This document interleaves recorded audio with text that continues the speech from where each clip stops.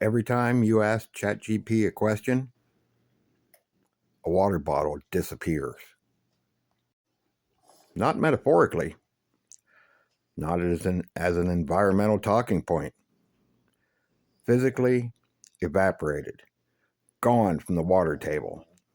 Somewhere in America, in a town that probably had no idea a data center was going to be built there.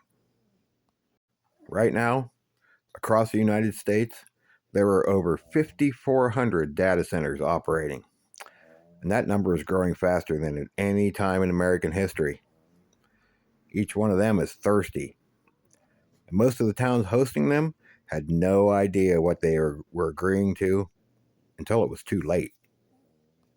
In this video, I'm going to show you exactly where that water is coming from, what it means for your community, what it means for preppers specifically, and what you need to do about it before the data center comes to your town. Welcome to Ohio Valley Prepping. Every week I break down the hidden threats to the system your family depends on and exactly what you can do about them. This your first time here? Hey, hit the subscribe button. This channel exists because this information matters and most people aren't getting it. So let's get into it.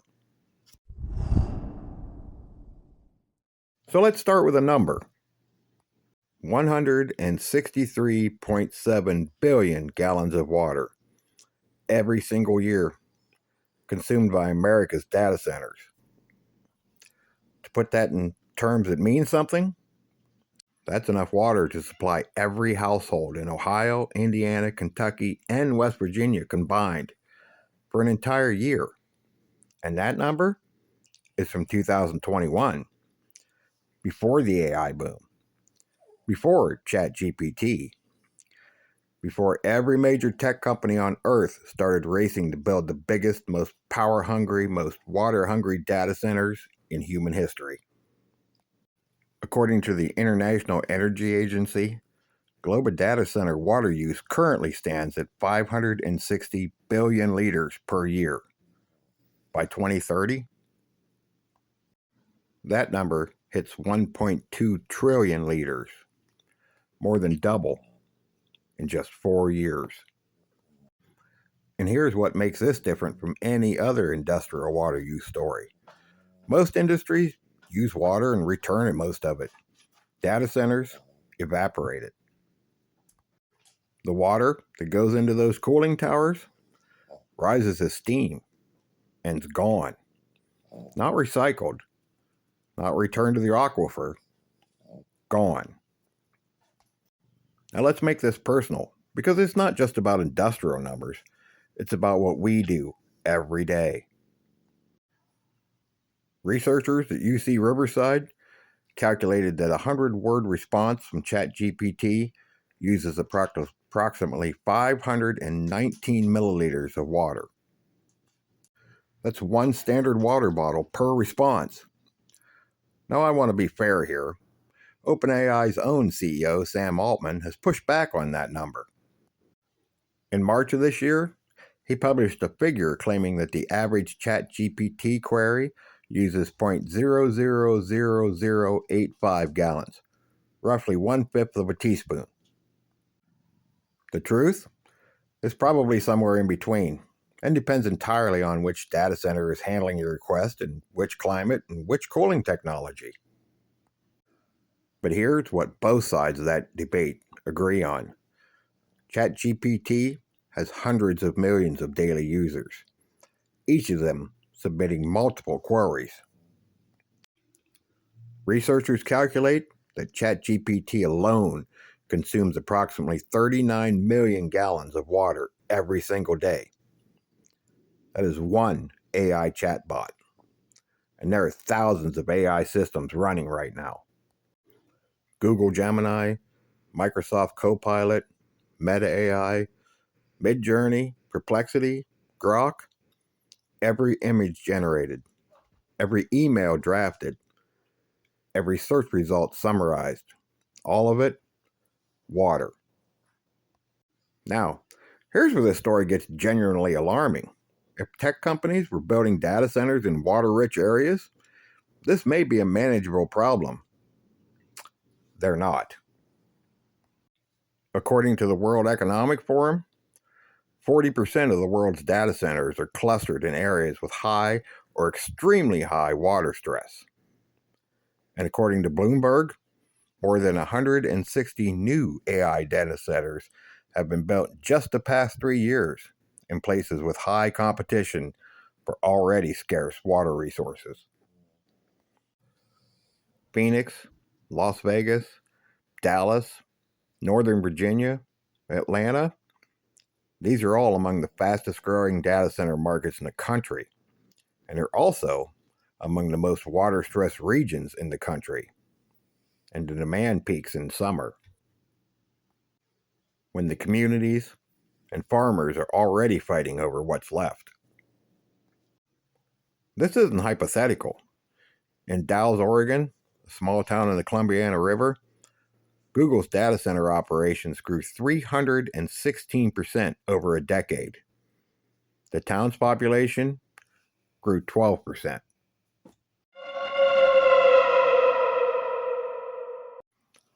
In Newton County, Georgia, a Meta data center uses 500,000 gallons of water every single day. That's 10% of the entire county's municipal water consumption, gone to one building. One. And most of the residents in these communities had no idea it was coming until the building was already there. According to a 2026 study published by AGU Advance, most data center operations don't publicly disclose their water use. Utility records are often incomplete or restricted. Local officials are frequently kept in the dark about what a new technology facility will actually demand from their municipal water system. And by the time anyone asks the right questions, the contracts are signed, the construction is done, and the water is already flowing. Now, here's where I want to speak directly to the viewers in our region, because the Ohio Valley has something Phoenix and Dallas and Atlanta don't have: water. The Ohio River watershed is one of the most water-rich regions in the continental United States, and that makes us a target. Data center developers are actively moving away from water-stressed regions and towards water-abundant ones. The Ohio Valley, with its reliable rainfall, river access, and available land, is exactly what they're looking for. Ohio already has data center operations from Amazon and Google and Microsoft, and those footprints are growing. And unlike Phoenix residents, who can see the water crisis coming, the Ohio Valley communities may not feel the pressure until the data center has already been approved, built, and plunged into the municipal water system. The Lincoln Institute of Land Policy, in a report published just this February, said that communities must engage in discussions about data centers early and with coordinated, holistic understanding of the existing water resources. Early, before the contracts are signed, before the ground is broken, before your town's water supply is quietly committed to cooling someone else's servers. All right, let me bring this home to what this means for preparedness specifically. Water's the number one prep. I've said it on this channel before, and I'll say it again. You can survive weeks without food, but you can only survive about 3 days without water. And the threats to your water supply are not just the ones we've traditionally prepared for. It's not just floods. It's not just a contamination event. It's not just infrastructure failure. Now add municipal water systems being quietly redirected to serve industrial demands that your community never voted on. According to the Environmental and Energy Study Institute, over 90% of U.S. data centers draw their cooling water directly from the same municipal system your household uses.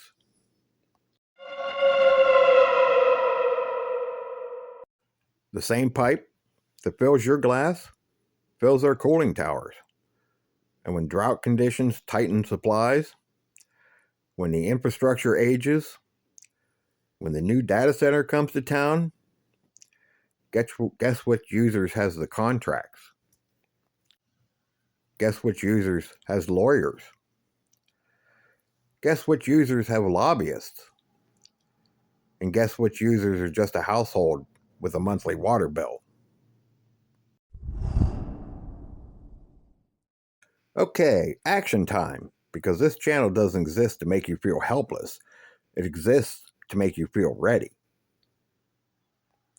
Here's what the data center crisis means for your preparedness plan and what you can do about it starting this week. Step 1, build your water storage right now. This isn't a new recommendation, but the data center story makes it more urgent. Municipal water pressure and reliability may not degrade dramatically tomorrow, but the trend is clear.